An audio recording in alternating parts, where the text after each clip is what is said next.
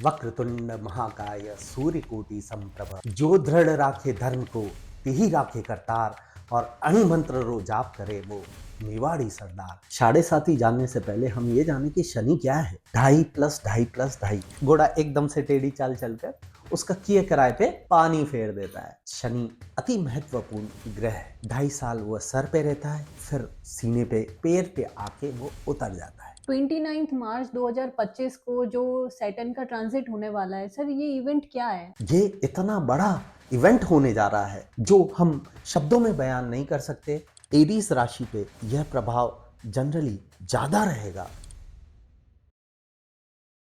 नमस्ते मित्रों, मैं मायरत्ना चैनल पर आप सभी का हार्दिक स्वागत और अभिनंदन करती हूँ। जैसा कि हमने लास्ट वीडियो में डिस्कस किया था शनि साढ़े साथी पर, तो आप सब लोगों के बहुत सारे प्रश्न थे, बहुत सारे क्वेश्चंस हमको डीएम आए।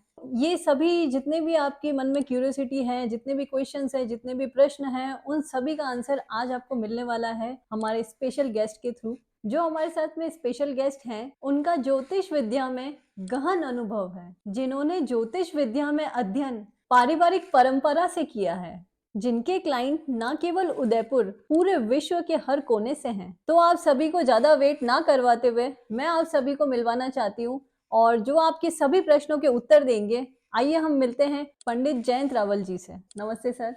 नमस्कार हर्षा जी। सर, हम आपसे मिले हैं आज साढ़े साथी टॉपिक पर डिस्कस करने के लिए, क्योंकि हमारे ऑडियंस के जो हैं वो बहुत सारे प्रश्न थे। सर्वप्रथम गणेश एवं गुरु स्मरण करेंगे। वक्रतुंड महाकाय सूर्यकोटि संप्रभ, निर्विघ्नं कुरु मे देव, सर्वकार्येषु सर्वदा। गुरुर्ब्रह्मा गुरुर्विष्णु गुरुर्देवो महेश्वरा, गुरुर साक्षात परम ब्रह्म, तस्मै श्री गुरुवे नमः। सर्वप्रथम मैं इस मेवाड़ की धरा से माय रत्ना के सभी देखने वालों का हार्दिक अभिनंदन करता हूं। जो दृढ़ राखे धर्म को तिहि राखे करतार, और अणिमंत्र रो जाप करे वो मेवाड़ी सरदार। तो मेवाड़ की इस पावन धरा से मैं माय रत्ना के सभी देखने वालों का हार्दिक अभिनंदन करता हूं। और जो भी आपने शनि की साढ़े साथी संबंधित प्रश्न हर्षा जी को दिए हैं, हम आज उनका अक्षरशः निवारण करने का प्रयत्न करेंगे। आशा करता हूं आप सब हमसे जुड़ेंगे। तो सर, सबसे ज्यादा जो क्वेश्चंस पूछे गए हैं, मैं कुछ उन क्वेश्चन से स्टार्ट करती हूँ कि साढ़े साथी क्या होती है। तो हर्षा जी, आपका बहुत ही सुंदर प्रश्न है। सबसे पहले तो हम ये जाने, साढ़े साथी जानने से पहले हम ये जाने कि शनि क्या है, शनि क्या करता है। तो शनि न्यायप्रिय है, न्यायदाता है। शनि हमारे कर्मों के हिसाब से हमको फल देता है। तो ये तो शनि का रोल होता है हमारे जीवन में। तो साढ़े साथी के बारे में अगर हम देखेंगे तो 7.5 क्यों होता है। शनि एक राशि से वापस उस राशि में आने में 30 वर्ष का समय लेता है, यानी कि 12 राशियां, हर राशि में 2.5 वर्ष का समय वो व्यतीत करता है। तो उस हिसाब से 2.5 वर्ष पहले वाली राशि, उसके बाद अगर मेरी राशि है तो मेरे से पहले वाली राशि, फिर मेरी राशि में 2.5 वर्ष, और फिर आगे जाएगा उस राशि में 2.5 वर्ष। तो जैसे कि मान लें अभी शनि मीन राशि में प्रवेश करेगा, तो मेरी राशि मीन हुई, और मुझसे पहले वाली राशि यानी कि मीन से पहले वाली राशि कुंभ, तो कुंभ में वो 2.5 वर्ष रहा, जो इस 29 मार्च को मीन राशि में प्रवेश कर जाएगा। यानी कि पहले वाले 2.5 वर्ष मुझे झेलने पड़ेंगे, फिर 2.5 वर्ष मेरी राशि में जो शनि समय व्यतीत करेगा, और तत्पश्चात 2.5 वर्ष बाद मेष राशि में जाएगा। तो ये अगर इनका टोटल अगर हम करेंगे 2.5 + 2.5 + 2.5, तो ये 7.5 होता है। अब अगर हम देखें तो शनि 2.5 वर्ष एक राशि में, और ये वैसे ही है जैसे कि शतरंज की चाल में घोड़ा है। हाथी का महत्व उतना नहीं जितना घोड़े का माना जाता है। घोड़ा 2.5 चाल चलता है, खेलने वाला देखता है कि कुछ नहीं है, लेकिन घोड़ा एकदम से टेढ़ी चाल चलकर उसका किए कराए पे पानी फेर देता है, उसकी सारी प्लानिंग को खत्म कर देता है। तो शनि का भी वही रोल है। तो इसी तरह से हमारे कर्मों के फलों की हमको फल देने के लिए, हमने जो भी कर्म किए हैं उसका न्याय देने के लिए, हमने जो भी फेस किया है उसके अब हमको फलान्वित करने के लिए शनि अति महत्वपूर्ण ग्रह है, जो हम पे प्रभाव डालता है। इसी तरह से जैसे घोड़े की 2.5 चाल होती है, उसी तरह से शनि के 2.5 साल होते हैं। 2.5 साल वह सर पे रहता है, फिर सीने पे यानी कि छाती पे आता है, और फिर हमारे पैर पे आके वो उतर जाता है। सर बहुत ही सुंदर तरीके से वर्णन किया है आपने और आई होप जितने भी लोगों के ये क्वेश्चन थे कि व्हाट इज साढ़े साथी, तो उनको अपना आंसर मिल गया है। दूसरा जो बहुत ही ज़्यादा ये क्वेश्चन किया गया है कि ये ढैया क्या होती है सर? तो अब आपका जो दर्शकों का प्रश्न था शनि ढैया क्या है, तो शनि की साढ़े साती के बारे में मुझे ऐसा लगता है कि दर्शकों को अच्छी तरह से समझ आ गया होगा, शनि के बारे में वो समझ गए होंगे। तो अब ढैया क्या है? चंद्र राशि से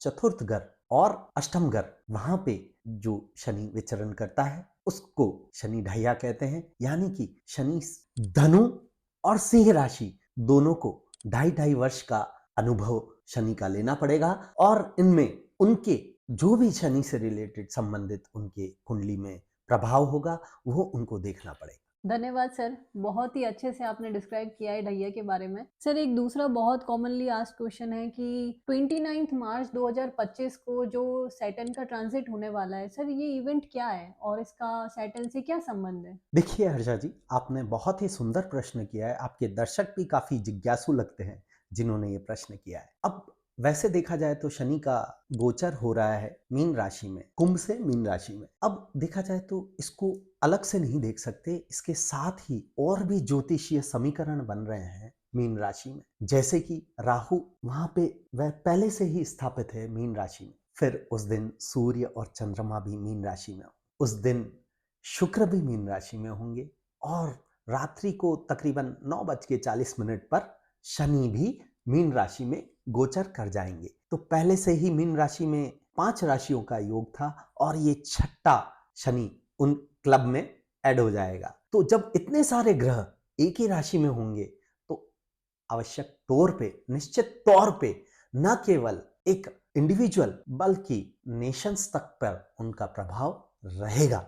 ये इतना बड़ा इवेंट होने जा रहा है जो हम शब्दों में बयान नहीं कर सकते। शनि ऐसा कार्य राहु से मिलकर करेगा कि जो देश पहले एक विचारधारा से चलते थे एकदम से अपनी विचारधारा चेंज कर लेंगे और वो कुछ समय पहले आपको देखने को भी मिली होगी और उसी तरह से आम जन पे भी इसका प्रभाव रहेगा। धन्यवाद सर, मैं बहुत ही अच्छे से समझ पाई हूँ कि ये शनि ट्रांजिट क्या है और इसके इम्पैक्ट और क्या-क्या पड़ने वाला है वो मैं आपसे आगे जानना चाहती हूँ। तो सर मेरा एक क्वेश्चन है अब इसमें, एरीज मेष राशि का जो है ना वो फर्स्ट फेज आने वाला है, तो सर इस पे आपकी क्या विचारधारा है? तो हर्षा जी, जैसा मैं आपको बता चुका था कि शनि का ढाइया जो 7.5 वर्ष का पहला फेज, पहला चरण है, प्रथम चरण, वो सर पे आता है। तो जो मेष राशि है, एरीज जिसकी भी राशि है, उनके शनि का पहला ढाइया फर्स्ट फेज यानी कि सर पे शनि रहेंगे और शनि विचार का प्रतीक है और मेष राशि जैसे कि बल को दर्शाती है, बिना सोचे समझे बल को प्रदर्शित करने वाली राशि, और उस पे जब विचारों, गहन विचारों में चले जाएंगे तो अपने परिवार संबंधित, अपने कार्य क्षेत्र संबंधित उनको चेंजेस का सामना करना पड़ सकता है। अब शनि का कितना प्रभाव, क्योंकि मेष राशि वाले अनेकानेक जातक होंगे, तो ये कह देना कि सबके प्रभाव सेम रहेगा वह गलत होगा। अब जिनकी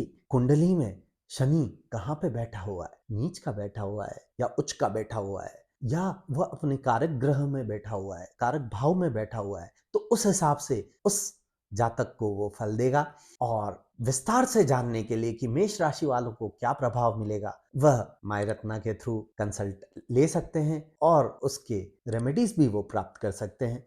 एरीज राशि पे यह प्रभाव जनरली ज्यादा रहेगा क्योंकि वो सर पे रहेगा, सर को कंट्रोल करेगा, मस्तिष्क को कंट्रोल करेगा, विचारों को कंट्रोल करेगा, भार देगा। तो एरिस पे ये प्रभाव रहेगा हर्षा जी। वाओ सर, वेरी नाइस, मतलब बहुत अच्छे से मैं समझ पाई हूँ, तो आई होप मेरी ऑडियंस भी बहुत अच्छे से समझ पाई होगी। इसी के आगे सर एक और क्वेश्चन मेरा ये कि फर्स्ट फेज आपने बहुत अच्छे से समझाया, थोड़ा सा सर मैं सेकंड फेज या और थर्ड फेज के बारे में भी जान सकती हूँ आपसे? बिल्कुल हर्षा जी, तो जैसे मैंने आपको बताया मेष राशि पे क्या प्रभाव रहेगा क्योंकि वो सर पे है, तो उसी तरह से अगर हम आते हैं अब मीन राशि पे, मीन राशि का ये द्वितीय चरण रहेगा जो सर से उतरकर छाती पे यानी कि सीने पे आएगी। अब मीन राशि वालों ने ऑलरेडी वो 2.5 वर्ष का फेज भुगत चुके हैं, वो समझ चुके हैं शनि क्या है और अब इस 29 मार्च से वह शनि उनके स्वयं की राशि में आकर 6 ग्रहों का योग उन्हीं की राशि में बन रहा है। तो निश्चित तौर पे अभी तक जो भी उन्होंने फेस किया उसके बाद उससे और अधिक उनको फेस करना पड़ेगा। यानी कि जो भी उनके काम में रुकावटें आ रही थी, अब वह हो सकता है कि वो गलत निर्णय ले लें जो उनके विपरीत जाए, उनके फल उनके विपरीत हों, ऐसा हो सकता है। तो उनको सावधानी बरतने की सख्त ज़रूरत है। वे और प्रभु की शरणों में जाएँगे तो निश्चित तौर पर उनको संबल मिलेगा, उनको लाभ मिलेगा, लेकिन बुद्धि पर उनके प्रहार होगा और वे निर्णय लेने की क्षमता या तो खो देंगे या गलत निर्णय ले पाएँगे और उनको स्ट्रेस लेवल, क्योंकि ये छाती पे आएगा, सेकंड फेज़ छाती पे होता है, तो उनको सफोकेशन भी फ़ील होगा, स्ट्रेस भी फ़ील होगा। ऐसा लगेगा साँस नहीं आ रही है, मैं ये छोड़ दूँ, मैं नौकरी नहीं करना चाहता, मैं ये धंधा बदल दूँ। ऐसा उनके साथ हो सकता है और जो यात्राएँ वो करें, उसका फल उनको पूरा ना मिले, ये भी उनके साथ हो सकता है। पिता से अनबन हो सकती है। तो इन सब बातों का प्रभाव शनि उनके ऊपर मीन राशि वालों पे करेगा। तो ये मीन राशि पर प्रभाव रहेगा। विस्तृत रूप में जानने के लिए वो कुंडली एनालाइज करवा सकते हैं। शनि की अगर इसमें ही अगर मीन राशि वालों में अगर शनि की महादशा चल रही होगी या अंतर्दशा चल रही होगी तो उसका भी एक एडिशन हो जाएगा, एक्युमुलेशन हो जाएगा उनके प्रभावों पे और बढ़ोतरी एम्प्लीफाई हो जाएगा वो चीज को। तो ये प्रभाव मीन राशि वाले जातकों पर रहेगा। बहुत बहुत धन्यवाद पंडित जी। मैं अच्छे से समझ पाई हूँ सेकंड फेज। पंडित जी ना थोड़ा सा थर्ड फेज के बारे में अगर आप और हमारे जातकों को बता पाएंगे। जी हर्षा, अब आपने बहुत अच्छी तरह से कहा कि फर्स्ट और सेकंड फेज़ जैसा हमने बताया, आपके दर्शकों को भी काफ़ी अच्छा लगा होगा। वह समझ पाएँगे, वो उससे रिलेट कर पाएँगे और फिर वो उसके आगे की उपाय भी कर पाएँगे। अब थर्ड फेज़ की अगर हम बात करते हैं, तो वो कुंभ राशि है, जिन्होंने ये 5 साल बहुत ही घसीट-घसीट के, रगड़-रगड़ के झेले हैं, क्योंकि शनि मंद गति वाले ग्रह हैं, धीरे धीरे चलते हैं और उनका प्रभाव भी अधिक रहता है। तो उसी तरह से कुंभ राशि वाले, अब उन जातकों का जो सीने पे शनि का प्रभाव था अब पाँव पे आ रहा है, तो उनको राहत, जैसे कि अपने सीने पे अगर कोई भारी व्यक्ति बैठ जाए जी। तो कैसा सफोकेशन फील, और जैसे ही वो उठता है तो एक सांस relief, a sigh of relief जिसको बोलते हैं, वह फील होगी उनको। हाँ, पर फिर भी इसमें उनको सावचेत होने की ज़रूरत है, सावधानी बरतने की ज़रूरत है, निर्णयों को सोच समझ कर लेने की ज़रूरत है और निश्चित तौर पर जैसा कि आपको याद ही है, अपने घर पे कोई भी बुआ, मामा आते हैं, तो जब जाते वक़्त वह कुछ न कुछ अपने बच्चों के हाथ पे रख कर जाते हैं, उसी तरह से शनि कुंभ राशि वालों के लिए कुछ न कुछ देकर जाएगा। अब वो उनके कर्मों पे डिपेंड करता है, लग्न कुंडली में या उनकी कुंडली में वह कहाँ पे स्थित है, उच्च का है, नीच का है और किसके प्रभाव में है, इसका उस जो भी वो फल देकर जाएगा उसमें उनका परसेंटेज उस हिसाब से निश्चित होगा। तो निश्चित तौर पे कुंभ राशि वालों के लिए अ साई ऑफ रिलीफ। जी, धन्यवाद पंडित जी। मैं और मेरे जातक बहुत अच्छे से तीनों ही फेज़ के बारे में अच्छे से समझ पाए। तो पंडित जी ये तो हमने अभी साढ़े साती के बारे में बात करी। अब जिन राशि पर ढैया का असर कैसे पड़ने वाला है या किन राशि पर पड़ने वाला है, थोड़ा वो आप बता पाएँगे? बहुत ही अच्छा प्रश्न है। शनि की ढाइया जो धनु राशि और सिंह राशि पे प्रभाव रहेगा 2.5 वर्ष के लिए, है ना? तो धनु, तो उस पे उनके सुख में कमी हो सकती है। कोई भी उनके जो भी वो मनोरंजन कर रहे हों, जो भी हँस खेल रहे हों, तो उसमें रुकावट आ सकती है, प्रभाव पड़ सकता है। यह माता संबंधित उनको चिंता हो सकती है, माता के स्वास्थ्य संबंधित चिंता हो सकती है।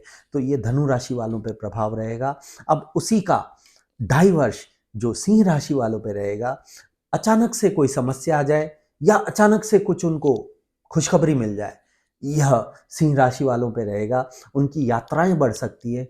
अगर वो मेहनत से यात्रा करेंगे तो उनको यात्रा से लाभ भी मिल सकता है, किंतु निर्णय जो भी करें सोच समझ के, विचार के करें। और हाँ, इन सब के प्रभाव अब ऑब्वियस है कि शनि कैसा उनकी कुंडली में बैठा हुआ है वो निर्धारित करेगा। और सर जैसा कि बिल्कुल आपको लगा ही कि मेरा नेक्स्ट क्वेश्चन रेमेडीज पे होने वाला है, तो बिल्कुल हम जानना चाहते हैं और हमारी जितने भी जातक हैं जो ये तीन राशि तो जिनकी है ही है, कुंभ, मीन और मेष, सर इनको क्या मतलब हमें रेमेडीज जो है वो प्रेफरेबल रहेगी, क्या करना चाहिए इनको ये 2.5 वर्ष में? तो हर्षा जी, जैसा आपने पूछा, आपने बोला कि आपने मेरी मन की बात जान ली। तो ये मेरा काम है, ज्योतिषी हूँ, तो मुझे पता ही था कि ये नेक्स्ट क्वेश्चन आपका होगा। उपचार, रेमेडीज, यानी कि क्या उपाय करें जिससे ये शनि के प्रभाव को हम कम कर सकें। तो मैं आपको केवल इतना बताना चाहूँगा कि शनि कुछ न कुछ आपको अवश्य देगा। हाँ, उस प्रभाव को झेलने के लिए आप कितना अपने आप को स्ट्रांग बना सकते हैं, उसके लिए उपचार किए जाते हैं। उसका प्रभाव कम कर सकें या उसके जो भी आपको चोट लगे उसको सहन करने की शक्ति आपको मिल सके, इसीलिए उपचार किए जाते हैं वैदिक ज्योतिष में। तो प्रथम उपचार, जैसा कि शनि वह ग्रह है जिसको, देखिए, रावण की सिंहासन के नीचे सारे ग्रह बंदी थे और उनको छुड़ाया हनुमान जी ने। तो शनि वो कृतज्ञ है हनुमान जी के लिए। यानी कि आप कोई भी शनि का उपाय करना हो तो सर्वप्रथम हनुमान जी को अगर याद करेंगे, वह उन जातकों पे विशेष अनुकंपा करते हैं। तो आप हनुमान चालीसा कर सकते हैं, सुंदरकांड कर सकते हैं, और अधिक विपदा है तो हनुमान जी पे रुद्राष्टाध्याय से तिलाभिषेक भी करवा सकते हैं। इसका विशेष लाभ प्राप्त होगा। साथ में शनि के मंत्र, यानी कि ओम शम शनैश्चराय नमः, अगर इस मंत्र की भी रोज 1 माला, 3 माला, 7 माला, जैसे भी उनको समय हो वह अगर करेंगे तो उसका निश्चित तौर पे उनको लाभ होगा। हनुमान जी के दर्शन करें। हनुमान जी का उपाय मैंने आपको बता दिया है। शनि का दान भी कर सकते हैं, है ना। शनि के दान होते हैं, जैसे उड़द दाल हो गई, काली दाल बोलते हैं जिसको, छाता हो गया, काले वस्त्र हो गए, है ना। तो ये, और नीलम का भी दान करने का फल शनि देता है। तो ये शनि का दान, शनि के मंत्र, हनुमान जी का उपाय करने से जातकों को काफ़ी रिलीफ मिलेगा, काफ़ी सहायता मिलेगी। इस पूरे समय को वो निकाल पाएंगे। सर मेरे पास में ना कुछ प्रश्न ऐसे भी आए कि जातक ऑलरेडी अवेयर थे हनुमान चालीसा या अभी जो आपने रेमेडी बताई पूरी हनुमान जी की, तो कुछ उन्होंने ऐसे भी बोला है मुझे कि हम ऑलरेडी फॉलो करते हैं but still they are suffering. तो सर कुछ और भी हम ऐड ऑन कर सकते हैं इस रेमेडी में से जो थोड़ा और उनको रिलैक्स फील हो? देखिए, जो मैंने आपको बताया ये उपाय निश्चित तौर पे उनको लाभ देंगे। साथ में जैसा कि रत्न और उपरत्न या रुद्राक्ष का विशेष प्रभाव रहता है, तो ये भी वो ले सकते हैं रेमेडीज में, उपायों में। यानी कि शनि का रत्न नीलम हो गया, उपरत्न नीली हो गई, तो इस तरीके से, या 7 मुखी रुद्राक्ष हो गया, यह 7 मुखी, 8 मुखी, 9 मुखी, यह रुद्राक्ष वह धारण कर सकते हैं। और इन उपायों के द्वारा वह इस समय को, शनि की 7.5 वर्ष को, या शनि की ढैया को, या शनि की महादशा को वह हंसी खुशी और ज़्यादा दृढ़ता से वह फेस कर पाएंगे, ऐसा शास्त्रों में कहा गया है। तो पंडित जी, जिनकी भी 7.5 चल रही है उन सभी जातकों को रत्न धारण करना चाहिए, ब्लू सफायर? ये बहुत अच्छा प्रश्न किया अर्चा जी आपने, और इससे काफ़ी लोग लाभान्वित भी होंगे। देखिए, रत्न धारण करना और नीलम, खास करके नीलम हो गया, पुखराज हो गया, इन रत्नों को धारण करना तो बिना अपनी कुंडली के एनालिसिस किए आपको नहीं करना चाहिए, है ना। रत्न धारण करें, आप अच्छे पंडित को, ज्योतिषी को आप दिखाएं और उनसे सलाह लेकर आप उसको धारण कर सकते हैं। और धारण करने से भी पहले उसको प्राण प्रतिष्ठा करके अगर आप धारण करेंगे तो आपको विशेष फल मिलेगा। तो ये चीज़ का अवश्य ध्यान रखना चाहिए। पंडित जी, कुछ जातकों का ऐसा कहना है कि उन्होंने ना नीलम रत्न या और भी कोई रत्न धारण कर रखा है बट फिर भी उनको ना रिजल्ट नहीं मिल रहा है। ये भी बहुत ही अच्छा प्रश्न है, और काफ़ी लोग इसको फेस भी करते हैं। रत्न धारण कर लिया है, अब इसमें एक सबसे बड़ी चीज़ है, मुझे 10 साल पहले किसी पंडित जी ने बोला था कि ये रत्न धारण करना है, मान लो नीलम ही कहा था धारण करने के लिए, और 10 साल से मैं वही रत्न धारण कर रहा हूँ, तो क्या वो फल देगा? क्या हम मोबाइल एक बार चार्ज करने के बाद उसको ज़िंदगी भर चला सकते हैं? नहीं। वो डिस्चार्ज हो जाएगा, उसको फिर से चार्ज करना पड़ेगा। अर्थात हर रत्न की अपना एक लाइफ स्पैन होता है, तो उस लाइफ स्पैन के बाद उस रत्न को आपको चेंज करना पड़ेगा। अगर आपका वो भाग्य रत्न है, या लग्न का रत्न है, या राशि का रत्न है, जो आपको हमेशा पहन के रखना है, तो उसको आप पंडित के अनुसार, तो आपको उसको हर अवधि के बाद उसको चेंज करना पड़ेगा। तो ये अवश्य है, अगर आपने, जैसे हर रत्न की अपनी अपनी अवधि होती है, मैक्सिमम 2.5 से 3 साल की अवधि हर रत्न की होती है, उसमें उस रत्न को चेंज कर लेना चाहिए। तो आप जब वो करेंगे तो निश्चित तौर पे आपको फल भी देगा और उनको लाभ भी मिलेगा। प्लस जैसा मैंने आपको पहले भी बताया, रत्न को अगर आप धारण कर रहे हैं, तो अगर आपको उससे ज्योतिषीय बेनिफिट लेने हैं, एस्ट्रोलॉजिकल बेनिफिट लेने हैं, तो उसकी प्राण प्रतिष्ठा प्रॉपर तरीके से पूजा करके और फिर जब आप धारण करेंगे, तो उसका निश्चित तौर पर आपको लाभ मिलेगा ही मिलेगा। और दूसरा, रत्न का तो आपने पूछ लिया, लेकिन एक और जो रुद्राक्ष है, उसका भी एक अद्वितीय फल प्राप्त होता है।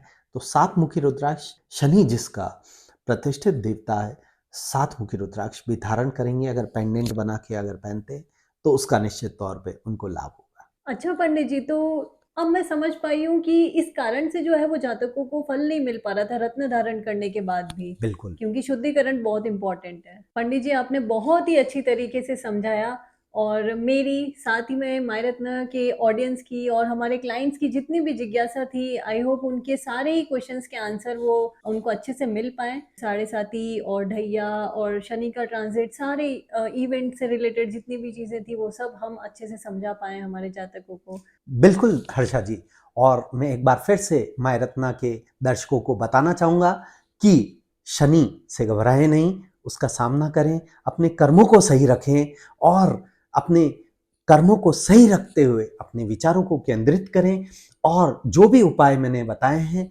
आप उनको अच्छी तरह से करते हुए आप उनका लाभ ले सकते हैं, और शनि आपका निश्चित तौर पर भला करेंगे। इसी दृढ़ता के साथ, विश्वास के साथ अगर आप उपाय करेंगे, कोई भी, चाहे मंत्रों में, चाहे रत्न धारण में या रुद्राक्ष धारण में, आपको निश्चित तौर पे फल मिलेगा। आपका सबका बहुत बहुत आभार हर्षा जी, कि आपने मुझे इस प्लेटफॉर्म पर जगह दी, और ताकि मैं आपके दर्शकों की जिज्ञासा को शांत कर सकूं, शनि के बारे में बता सकूं, और इस इवेंट जो 29 मार्च को हो रहा है, इससे उनको किस तरीके से लाभ मिल सकता है या कैसे वो इस चीज़ से बचें, इसके बारे में मैं अपने विचार व्यक्त कर सकूं। आपने मुझे जगह दी, समय दिया, आपका बहुत बहुत हार्दिक आभार। धन्यवाद। अग्रजों को वंदन और अनुजों को स्नेह। बहुत धन्यवाद। बहुत धन्यवाद सर।